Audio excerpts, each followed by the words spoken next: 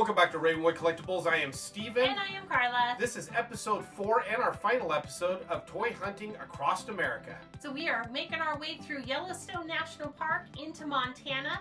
And in Anaconda, Montana, we find a really cool collectible shop called Black Dog Antiques. You'll want to join us for that. As we leave Montana into Idaho, we're going to stop at Coeur d'Alene. There was a street market there that Carla and I picked up a couple things there. Not a lot, but a few things. And then before we got all the way home, we stopped in Portland at our buddy Mark's shop. Now, he has a really cool retro toy store called Dr. Tung's I Had That Shop. We're going to see if we can find a couple things to add to our loot.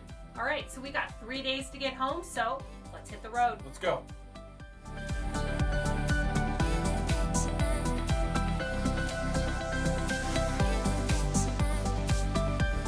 The beautiful, the spectacular Yellowstone National Park.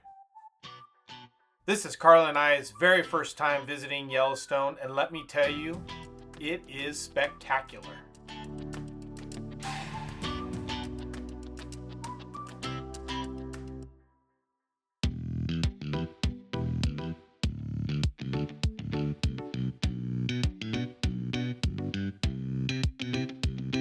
One of the top things on our list was coming to see the eruption of Old Faithful.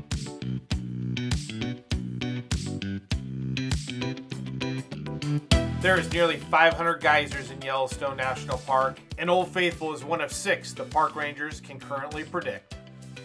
Next stop, the Grand Prismatic Pool. This hot spring is Yellowstone's largest in the park and the 3rd largest in the world. There's a sign at the bottom that says to avoid the crowds, hike up the half-mile trail. A half mile? This is not a smile. This is the face of anguish and pain. Yeah, you heard me. I said pain there, little buddy. Like most of you, we live a fast-paced life, and sometimes it's just nice to slow down and admire the beauty this world provides us.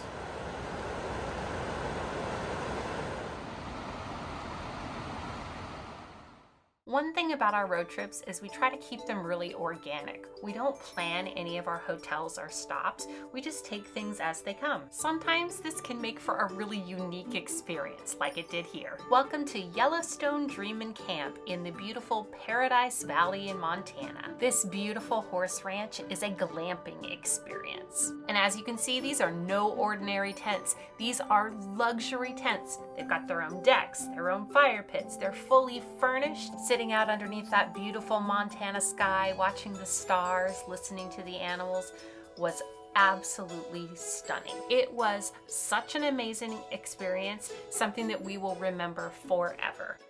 We're back on the road again, and hey, take a look. It's the A-Team van.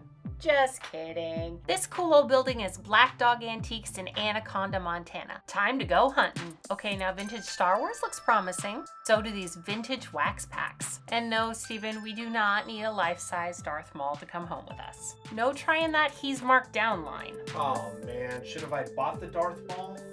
No, get over it. Let's head to Coeur d'Alene. Let's go. The beautiful city of Coeur d'Alene. Located about 36 miles east of Spokane, Washington, Coeur d'Alene is the most populated city in North Idaho. While we were walking around the street fair, a really cool vendor had this massive booth of original film cell art. Looked through and found these really cool ones that spoke to us. Mine is Mary Poppins. And obviously I picked up an Indiana Jones Temple of Doom. It's getting late in the day and it's time to head home. But you can stop at Dr. Tung's. Yes! Hey Carla, is Sacagawea pointing the way home or one last final toy store?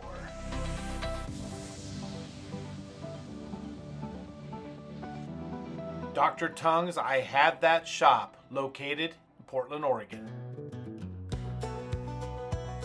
Carla and I have been visiting Mark's store for 15 to 20 years. He's the go-to for us on vintage toys.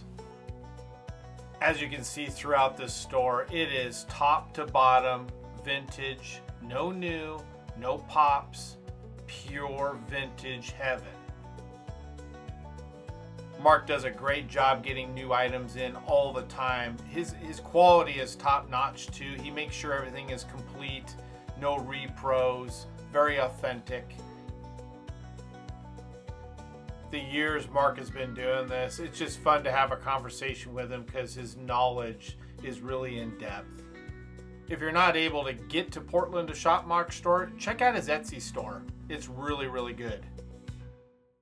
Now I wanted to come here, the last stop on before we got home on our road trip, I wanted to find something spectacular, buy it, get it on film, end this series with a bang, but it just wasn't me. I couldn't find anything that I needed, but guess who did find something she needed? You can spend hours driving around and trying to find the right items, but Carla has struck gold with strawberry shortcake on this trip. She has made another purchase, and it was a good one. Way to finish strong, babe. Thank you so much for joining us on our road trip across America. Carla and I went to some places and saw some sights that I don't know that I ever thought I would see, and we found some really cool toys along the way. Yeah, what a great way to spend a vacation. I went into this road trip looking for a couple key things that I really wanted to add to the collection, and to be honest with you, I didn't find them, so this might be a cheat, but I did go online and I ended up ordering a few things that arrived as we got home. Let's take a closer look at everything that we found on this last leg of our journey and then recap everything we found on this awesome trip. Now obviously for me, the Strawberry Shortcake Berry House was my grail pickup of the trip, but I did find a couple of cool other items too. I got this 1973 Mary Poppins merry-go-round. It was a crafting kit that you use to make the merry-go-round scene. Really cool, unopened. Glad to get that to add to the collection. Now I really didn't know anything about this piece. I was drawn to the artwork on the cover, but this is a mid-1960s stamp set. It was made only in Italy. It's got some really cool graphics. All the stamps are there, ink is still there, so I thought this was a cool find. And then I have my twins, Lem and Ida. They will be my loose ones to go with my box set. Here are the three loose 1979 Mego black hole figures I picked up. Harry Booth, Charlie Pfizer, and Captain Dan Holland, all in really nice condition. And I picked up this 1982 TriStar Clinger and Drag MASH action figure.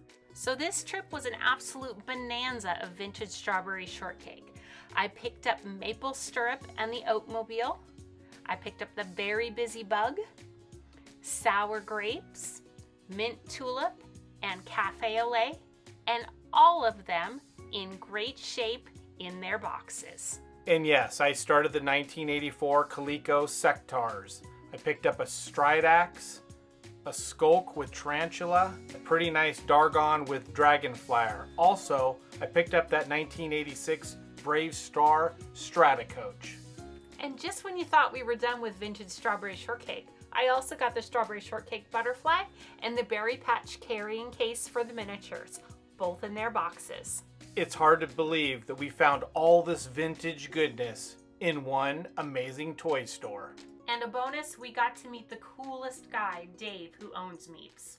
Besides the Mary Poppins film cell, I managed to pick up 6 vintage strawberry shortcake dolls. We have Strawberry herself, Lime Chiffon with Parfait Parrot, Huckleberry Pie with Pupcake, Angel Cake with Soufflé Skunk, Crepe Suzette with Eclair, and Mint Tulip with Marsh Mallard. First off, I picked up the 1978 Battlestar Galactica Light Tan Brown Daggett, the 1979 Mego Buck Rogers Draconian Marauder Fighter, and finally a 1977 Kenner $6 Million Man Bionic Bigfoot.